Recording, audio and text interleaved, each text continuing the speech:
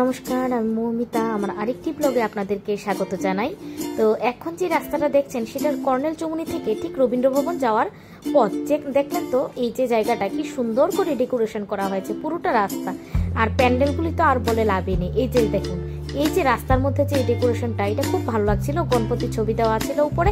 তারপর এটা ছিল জগন্নাথ বাড়ি যাওয়ার রাস্তা। এই জগন্নাথ বাড়ি যাওয়ার রাস্তাটার মধ্যে এইখানে একটা পুজো হয়, এখানে ওরা প্রসাদ বিতরণ করে প্রতি বছর, ওরা এখানেই করে।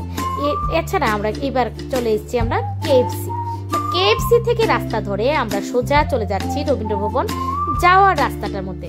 তো ঢুকে গেলাম রবীন্দ্র ভবন যাওয়ার পথে। দু সাইডে দুইটা প্যান্ডেল দেখলাম, তারপর দুটা মঞ্চ সাজানো ছিল। তাছাড়া এখানে চলছিল কিছু অর্কেস্ট্রাটা শুনতে বেশ ভালোই লেগেছে, আপনাদেরকেও শোনাই। তো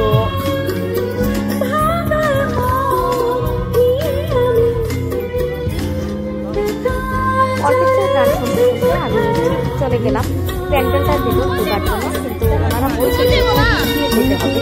ওই দিক থেকে গেলাম, ওই দিক দিয়ে যাওয়ার পর ওনারা বলছে যে এটা এন্ট্রি নয়। তখন আমি কি করব, আমি আবার ফিরে এন্ট্রির দিকে চলে এসেছি। দেখুন, আপনারা নিশ্চয়ই দেখতে পাবেন। এখান থেকে ফিরে আমি আবার চলে যাচ্ছি সেই এন্ট্রির দিকে। এখান থেকে দেখলাম কিছুটা, দেখে আমি এন্ট্রির দিকে চলে গেছি। তো গিয়ে এবার আমি কি করব, এবার আমি অনেকটা পথ হেঁটে যেতে ঠিক চলে গেলাম এন্ট্রির দিকে গিয়ে দেখলাম প্রথমে একটা ওম চিহ্ন দিয়ে প্যান্ডেলটা সাজানো। ঢোকার সময় আমরা যে দরজাটা পাবো সেটা ওম দিয়ে আমাদের ঢুকতে লাগবে। তো ওম চিহ্নটা দিয়ে আমি আস্তে আস্তে ঢুকলাম। ঢুকতে এই যে দেখুন, আমি আস্তে আস্তে এন্ট্রি করছি ওম চিহ্নটা দিয়ে। তো এন্ট্রি করছি, আমি আপনাদেরকে ওম চিহ্নটা দেখালাম। কিরকম লাগলো বলবেন, সবাই কমেন্ট করে জানাবেন। তো গিয়ে দেখি কতগুলি পাতাবাহার দিয়ে ওনাদের প্যান্ডেলটা সাজানো। এই যে দেখুন পাতাবাহারগুলো, তো বেশ ভালো লাগছিল আমারও। আর এছাড়া এই যে সাদাগুলো দেখতে পাচ্ছেন, সেগুলো কিন্তু ভাতলা দিয়ে সাজানো, আর লাল কাপড় দিয়ে সাজানো। এগুলো লাল কালারের যেগুলো দেখতে পাচ্ছেন, সেগুলো লাল কাপড় দিয়ে সাজানো। আর এছাড়া এখানে দুই সাইডে আমি দুইজন ঋষিকে দেখতে পাই, ধ্যান করে বসে আছেন। এই যে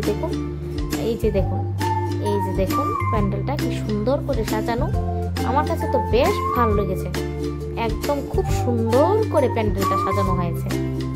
দেখুন, পুরোটাই আমি আপনাদের জন্য তুলে এনেছি, আপনারা যেন দেখতে পারেন। পুরোটাই দেখুন সুন্দর করে এটা সাজানো।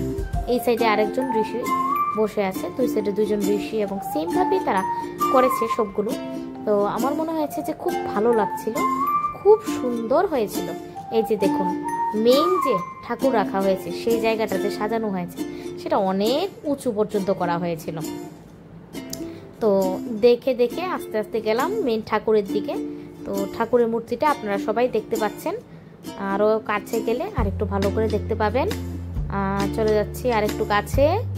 এই যে দেখুন ঠাকুরের মূর্তিটা, তো ঠাকুরের সঙ্গে অনেকে আরও দাঁড়ানো, বিষ্ণু ঠাকুরের মা, বাবা, শিব, দুর্গা সবাই এখানে দাঁড়ানো। তাছাড়া লক্ষ্মী, সরস্বতী সবাই ছিল পাশে।